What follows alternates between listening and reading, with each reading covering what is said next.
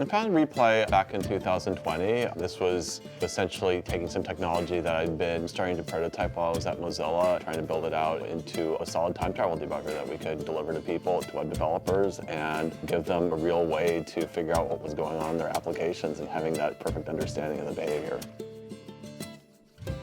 We're definitely inspired by RR. That was a project that was developed at Mozilla a few years before I started on the precursor technology to Replay. This was developed by Rob O'Callahan and others, essentially like a time travel debugger for C and C++.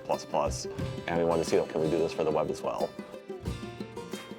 I worked at Mozilla for 10 years before I started Replay, so I was doing a lot of work in the JavaScript engine, a lot of fairly deep optimizations, a lot of complex refactorings, just trying to bring SpiderMonkey, the JavaScript engine, up to modern standards, essentially.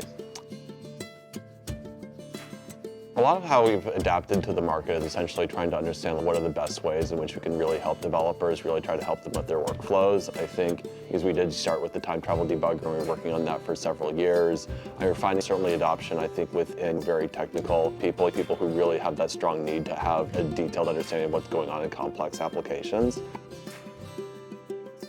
How things have really changed, though, is with the rise of AI, where AI agents and models are really great at figuring out what's going on as long as the answer is in front of them.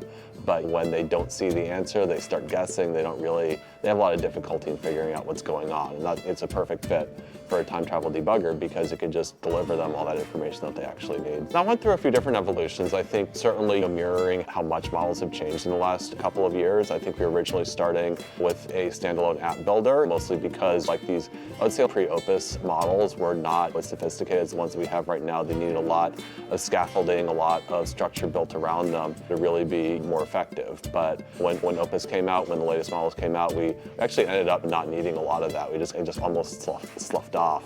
And we found that the models were just really able to do so much more, and so we started working on more free-form harnesses for them to use, starting with an auto builder with the powering the CHAD system that is just a fully autonomous app builder that's still self-contained. But now we're starting to find out, like, how can we spin this off? How can we spin it off into products that can be more widely used by developers?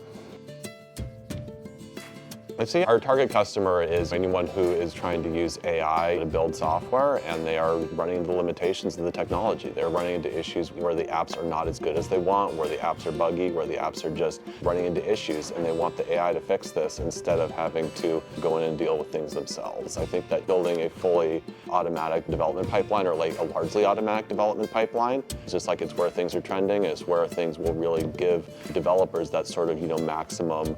Give them the ability to take advantage of AI to the maximum degree possible. Where I think things are going and what we've been trying to work towards for really about a year now is just being a future that's not very far away, where you can just ask the machine to build software for you and just have it appear within minutes, have it work perfectly, have everything just be high performance, really well polished. We're trying to move towards that instead of having, it's just like it can build software right now, but it's just like it's janky, it doesn't work very well. It's just, I want things to be better.